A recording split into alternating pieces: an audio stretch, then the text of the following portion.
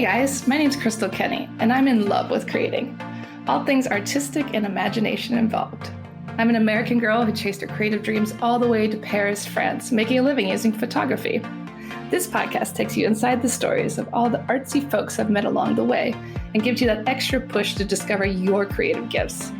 The desire to create is deeply inside each and every one of us, and I give you the tools and inspiration to find a new way of living a more creative life. This is La Vie Creative, the podcast.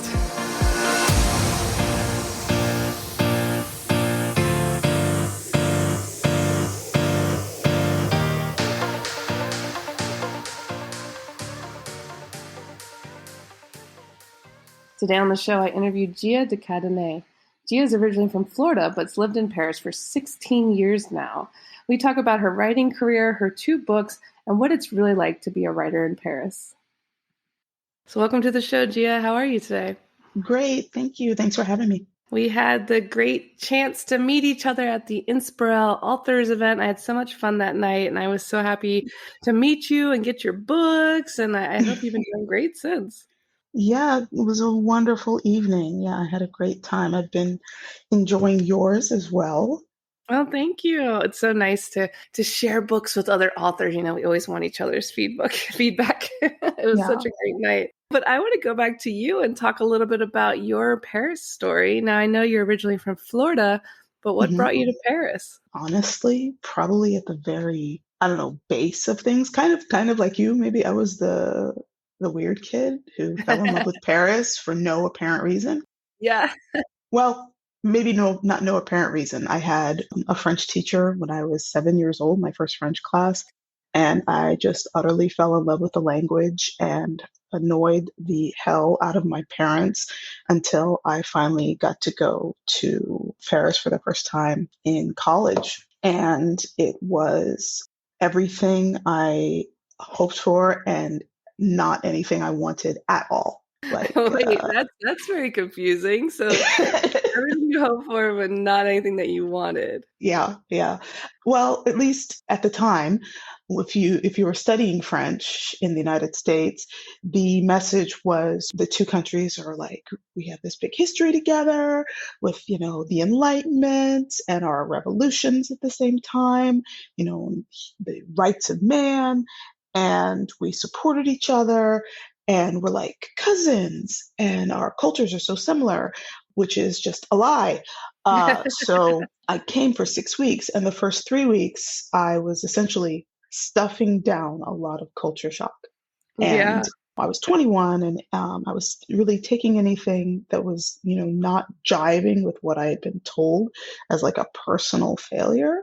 And I was like, so then one night, really literally in the middle of the trip, I just had a breakdown. And funnily enough, talking to people about it recently, they were like, oh, it's like that Asian people now they have this like disease, this illness they talk about, this like psychiatric break when they come to Paris now. And it is not at all what they expect. And there's like mental health units in Paris specifically for people who have this breakdown, because it doesn't die. Isn't that so funny? I was reading about that, and I thought when they get back to China or something too, they have it where it's like they can literally go to these centers about like having an issue with what happened when they were there. But no, I know that, because I know people who work in healthcare here, that there are actual units for them while they're here too. And so that kind of happened to me. And thankfully it wasn't so bad that I needed like medical care immediately. But then I went back to the States and I'm like, never again. I will never set foot in that country again. Wow. But what was weird was that, so I was like, okay, let me, go back to my life, continue on my trajectory. And I went back, went to law school, and that was also the wrong choice. But I ended up working in politics, which I loved, but there was this like little something in me that said, you know what, no, you got to do that. You got to go back. And I had a great job, and I kind of realized that if I didn't go back to Paris for at least 1 year, one day I was kind of dating, and I realized that I was going to wake up one day married with kids, look at my kids and regret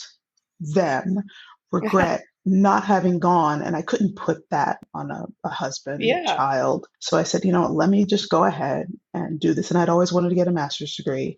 The subject wasn't important, but I'd always wanted Yeah. to get a master's degree. So I was like, let me find an American school, or at least a school where my degree will be valid in the States when I come back. Mm-hmm.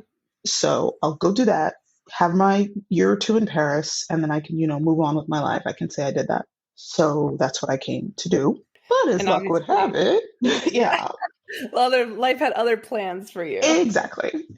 So now I'm here, And how 16 long have years you later. been here? 16 16 years. years. Yeah, Wow. Oh my yeah, goodness. And you have your little Frenchy children now. exactly. I've got these two little binational children who are completely bilingual, of course. So And jealous. yeah, so Just being born into that. And it's so yeah. funny how, like, I think we kind of had the same experience because when I first moved here, I was like, I do not like it here. I'm leaving. And then, our minds changed quicker than we would expect. But that's fascinating. So 16 years. And so were you writing before you moved to Paris? No, not at all. Again, a thing though, like little kid. I was writing as a kid, but it was not serious job. You can't make any money as a writer. Be serious, become a Yeah. lawyer, Yeah. work in politics. So That's what you did. exactly. And I didn't think it was because it's not something that, like you get an immediate paycheck. Yeah. I just didn't do it. I put it to the side. It wasn't serious. And then when you moved here, what made you decide to start writing? Like after working in politics and things like that, you obviously had some stories, and that's when you decided to put pen to paper? Actually, what it was, funnily enough, like so many other things, everything has to fall apart. Yeah, yeah. I got really depressed and I was unable actually to work. Like I was told essentially by my doctor that you cannot work full time. And my kids were young, and my husband at the time was like, "Well, you don't have an excuse not to write anymore." So Um, he always supported you to be a writer. Yeah, well, he was the only, like, my family, well, not my whole family, but my family was like, you can't, waste your time on writing. And I was like, yeah, it's Yeah. not producing something. I can't waste my time on this. It can be like for fun off to the side, but I can't really waste my time on it. And he just kind of looked me in the eye and he's like, so what's your excuse now? I'm like, I oh. love that. Thanks, Abby. He's like, okay. So Did did I you did. find when you started writing that the depression kind of lifted a little bit? No, it was not necessarily. It took some time. There was something gratifying in it, but what was hard was it took a lot of time to really give myself permission to do it and to find a sort of balance because the kids were still young. So there was also a guilt factor of, oh, this time that I'm spending writing, I should be focusing on them. But Yeah. then they began to be a little bit older where, they were in preschool. So it was okay for me to spend some time To on the get away, writing. yeah. Yeah. Yeah, and it's so funny how, like you said, we have to give ourselves permission, we're the ones that Mhm. always hold ourselves back saying, "Who am I to write a book? Who am I to even Yeah. try to call Yeah. myself an author?" And did you find any of those writer cliches to be true? Were you sitting in a cafe all day writing away on your books, or how did it work? What's your process? Well, there were some times in trying to find how to do it for me, where sometimes I had to get away from the apartment Mhm. because otherwise I would be like, oh, the laundry needs doing. Oh, I need to do this. Oh, I need to do that. And if I didn't get away, then I wouldn't write. As I was getting further along in my first manuscript, what led to progress was when I found kind of a schedule unintentionally. It just worked out that way with the timing of taking them to school and then time to pick them up. Was Yeah. when I ended up setting an unintentional schedule of writing in the morning, essentially until my brain was like, okay, you can't go any further, and working from like 9 to 1 in the morning, Wow. just straight through. And then I realized I could do like 3,000 words at a time like that, Yeah, and you just kind Monday of through carve out Friday. that space. Yeah, Monday, like a Yeah. job. You Yeah. treat it It like a was a, job. it was a job. And I also, at that period, I could not write if there was anyone in the house. Interesting. It was too distracting. Well, even if they weren't talking to me, even if they were in a Yeah. completely different room, their presence, I was Yeah. too linked into them Yeah. that if they were around, I couldn't do it. Now, because life is different, I have had to adjust and write with them present. If I Hmm. want to make progress, I just have to deal with it. Yeah. But also because I have a lot more experience under my belt, probably also because I have a lot more confidence, that Yeah. doesn't matter anymore. Yeah, It's exactly. Because okay. before it's just getting over that kind of hump in the beginning of like, am I good at this? Can I Yeah, do this? And now exactly. you've proven that because you've written two books. You've written Hmm. Getting His Game Back and Not the Plan. And I want you to Exactly. talk a little bit about each book, like what inspired each book. Well, what's funny is that Not the Plan is the second book to be published, but it was my first manuscript. And what's funny is that I did not set out to write romance. Actually, I did not set out to write a genre at all. Hmm. I just had a story that had to come out. And what it was that I was trying to get closure on an old relationship. Yeah. And I was trying to right a wrong that I had seen at my job when I was working in politics. I tried because I didn't want to be too close to home. I tried to set it in a Mhm. different field, but I didn't know anything about a different field. So I just put it in the field that I knew. Yeah. And also because issues around mental health are extremely important to me, Not the Plan deals with the impact on the adult child who was raised by a parent with an undiagnosed mental illness. Hmm. Because I think there's millions of people walking around with trauma from parents who, did not know or knew and did not get help for their mental illnesses. And we don't fully understand as a society how damaging that can be and how Yeah. that creates, all sorts of problems for the adult people walking around. Getting His Game Back deals with male mental health, particularly depression in men, which I think doesn't get enough attention. We kind of have the image of depression in women, kind of that gets maybe a little bit more Hmm. attention. But the male lead in Getting His Game Back is dealing with, well, he's thought he's gotten past a depressive episode in his past, but he doesn't fully understand that actually he has seasonal affective disorder. And he meets a young woman who has a very specific list of what she wants in a man, and he pretty much checks all the boxes except he's not black. And she is very concerned, very afraid of dating interracially because she's had some very negative experiences in the past. So they kind of have to figure out how this is going to work. You're touching on like so many topics on these books, and it's great because we need to talk about all these issues, obviously, and it is important to bring them to light. And doing that through, a book, what better way to give people a little insight, into the minds of these characters and their backstories, and just pulling from your own life in many ways. And as you're writing these stories, do you find that it energizes you or it exhausts you? It depends on which part sometimes. It's always it's always very satisfying to have them kind of come together. It can quite often be a surprise because I have a direction where I think things are going to go. And I've heard other authors say this, and it's good to hear them say it because then as you're working, you don't feel like maybe you're making a mistake or you're doing it wrong. Quite often the story ends up going in a direction you didn't anticipate, and fighting it Hmm. is a bad idea. You need to just go with it. Go Yeah. along with it because what what comes out is probably better than what you were trying to fight so hard for. And But do you know? mhm. Yeah, yeah, go ahead. What were you saying? Right now, I'm working on book three, and I had an idea for where things were going to go, and man, no. um, I I had to let go Yeah. recently, and it's better. It is much better. What was kind of scary for me was I had submitted an outline to my publisher, and I was trying to really stick to what I told them I was going to do. And I had to talk to my agent. She's like, just let it go, man. It's like, okay, okay, because It's fine. Let it yeah, go. she's like, it's okay. This is probably going to be up better. And then as I moved Yeah. a little bit further on, I said, oh, this is better. Okay, it's all right. they'll probably be happier with this. This actually will work out better. This is much more interesting than what I was trying so hard to cling to. And do you always know the endings of your stories when you start? Generally, generally. Yeah. But in romance, you kind of have to. In romance, there is the guaranteed happily ever after or happily for now. So Hmm. that must happen. How you're Yeah. going to get there is the big question. It's the fun part. Yeah, that's the fun part. And that's also what's great about romance is that no two authors can possibly get there the same way. Hmm. So, that's going to take place.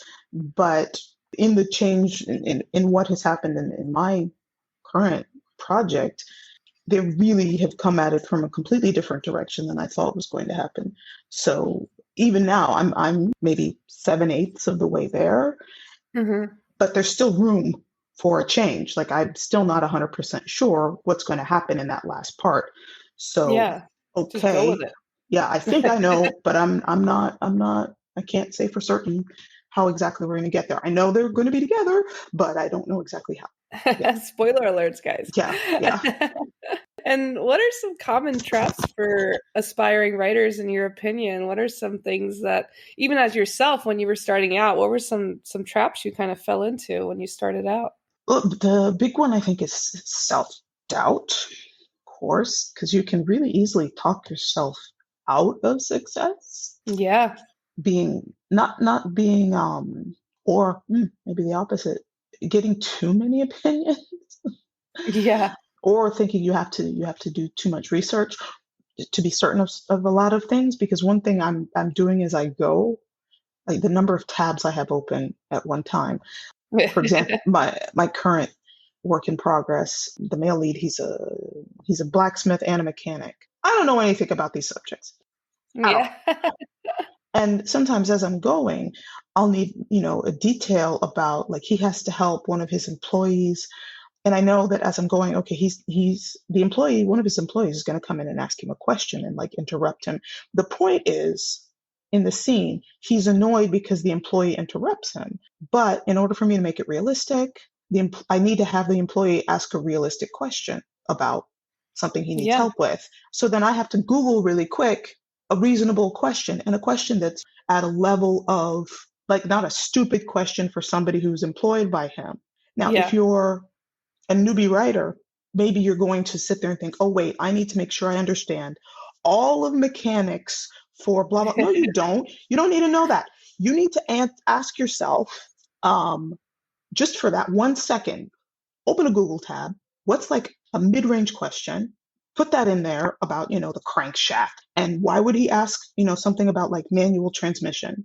Okay, manual transmission's good because most Americans aren't driving manual cars. So maybe this mechanic, he's not used to dealing with this issue, but a more experienced guy who owns his own shop would know blah, blah, blah. Okay, now moving on. Continue the Yeah. scene.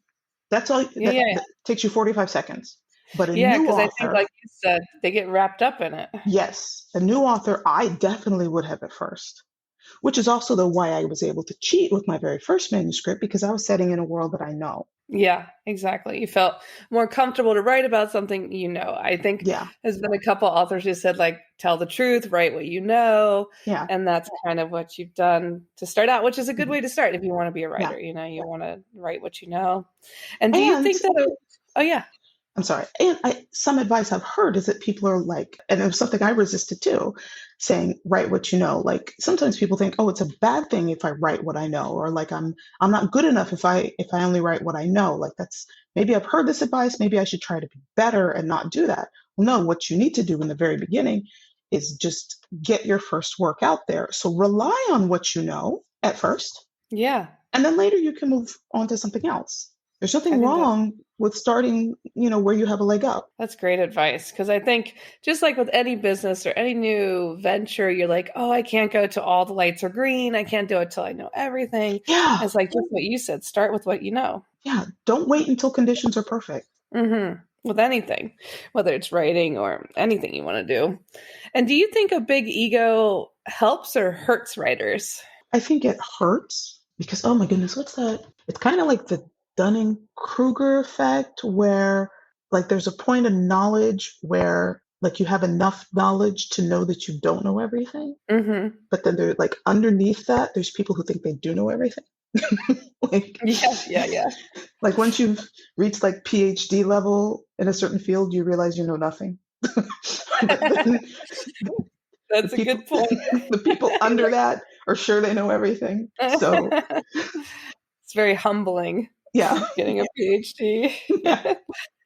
And in your opinion, what role do you think authors play in today's society? What I hope, the role I hope I play is to get people to like, number one, feel seen through fiction. That's why, like, especially with Getting His Game Back, maybe not specifically seen for men, but maybe for women who read Getting His Game Back, I hope that they would see maybe in Khalil, the male lead with depression, like, wait a minute, my friend, my boyfriend, my husband, he seems okay, but then every now and then he like gets irritable, which is not like him. Every now and then he gets really angry, but that's not like him.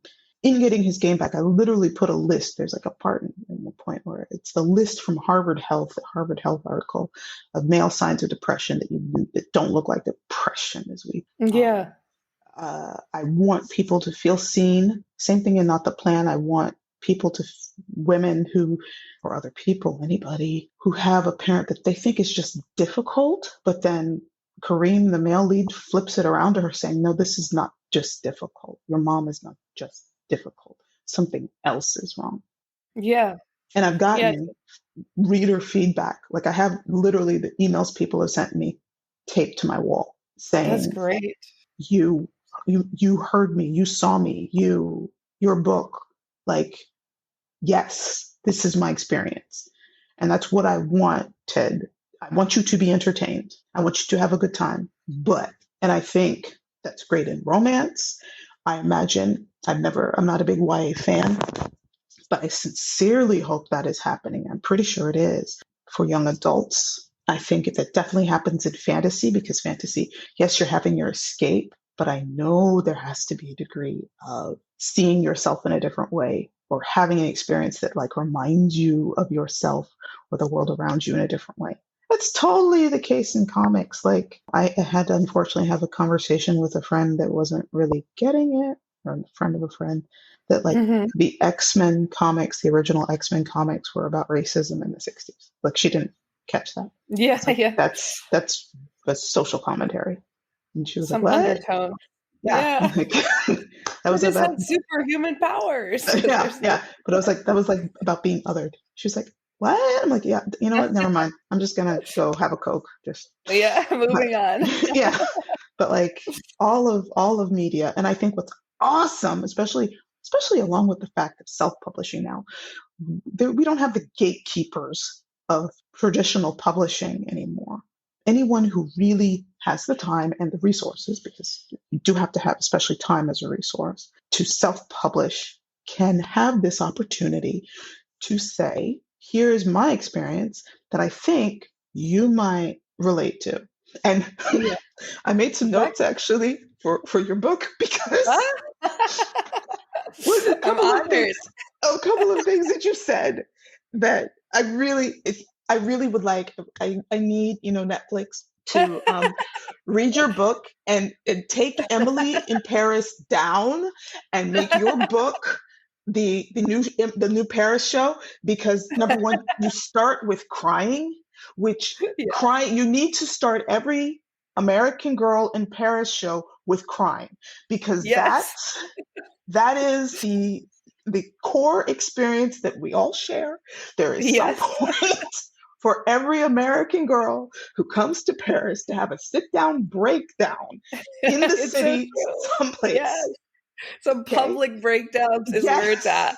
Yes. And not like, oh, I'm sniffing next to a fountain. No, there's this snot crying, heaving. Yes. I'm going to vomit. And the Parisians are walking by in their nice little outfits, smoking a cigarette, not even looking at you.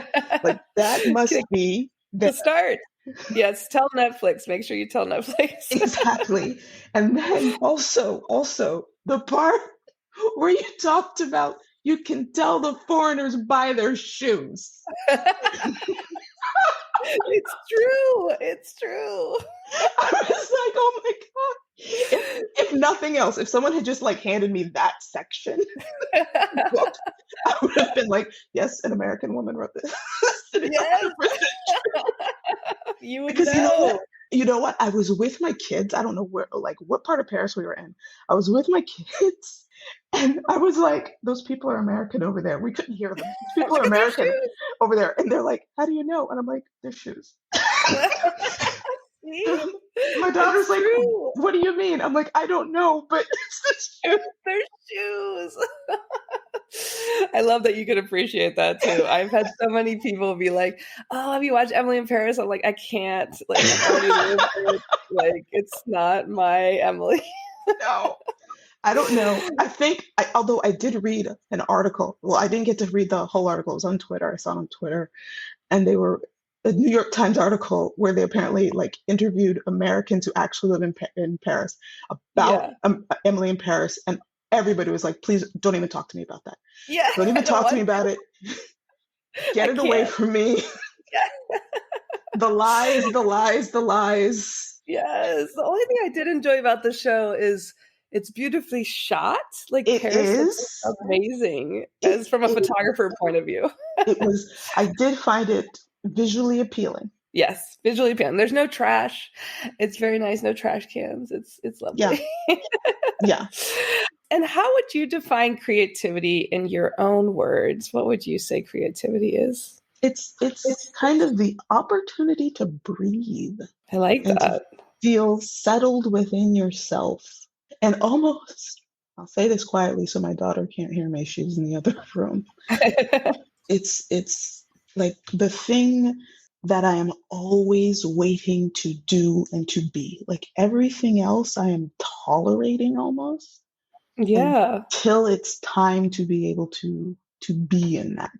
I love that. That's a great definition. I always ask everybody on the show this question, and the answers are always different. But I like that. It's Not like that, we're not the waiting. other things aren't fun. Like what one of my favorite things to do, wow, this is gonna sound bad, is lie to my kids about a surprise I have for them. Like I love they understand that mom likes to do surprises. So like Yeah. last year I was like, oh, we had to go pick up a package on the other side of town. They accidentally delivered it to the wrong place. And I was actually taking them to the big like foire automne or the, where Yeah. they have it. But I The was lying amusement. to them. Yeah, I love lying to them for that. And so just to have that moment when they're surprised. And then I lied to them about, so that's fun. I love lying to them for a surprise. But it's a similar enjoyment to that moment when they have that explosive surprise. I lied to them when we go to the movies. Like I just took them to the Little Mermaid, and I said, "Hurry Yeah. up, we have to catch the metro. Hurry up, hurry up, hurry up," because it's right next to the theater. And that moment of excitement, that moment of there is very similar to the when I am being creative. Mm-hmm. The But anticipation. everything else, I'm kind of waiting for. I'm like, oh, okay, let me finish teaching. Let me finish, cleaning. Let me finish so I can get Yeah. to writing. Let me move everything else along so I can get to writing. Well, what's fun about this next one, and I'm in the first draft, so I'm not. I see everything wrong with it. I haven't finished it, but I see, everything. I got to get it to my editor, and I know she's going to come back with an edit letter. She's as sweet as possible, so she's not going to destroy my heart. But I see all the things I want to change already. But I really, really love this oversensitive teddy bear of a guy who has this. He's just like everyone thinks he's mean and horrible. He's just super sensitive. This will be the last one because the other two brothers, and this one is a third brother, will be last one in this group. Brothers. I have an idea for YA. I've never been a big YA fan, but I have an idea. And I don't know after that, but I'm going to keep writing books. I wanted to write books as a little kid. So, and I have to say it's quite addicting and fulfilling to look over my bookshelf and see my books with my name on them. So I see absolutely no reason to not have a whole lot more there. Okay, Twitter, it's Gia _de Cadenet, the whole Gia de Cadenet. Insta, it's Gia_DeCad. No ENT. TikTok, it's Gia de Cadenet altogether. And then my website is giadecadenet.com. Thank you. Thank you for having me. Thanks so much for tuning in to La Vie Creative. You can find more information on MissParisPhoto.com. And if you enjoyed this show, please feel free to share and spread the word for all my creative guests. We have the power to help them to keep doing what they love. See you next time.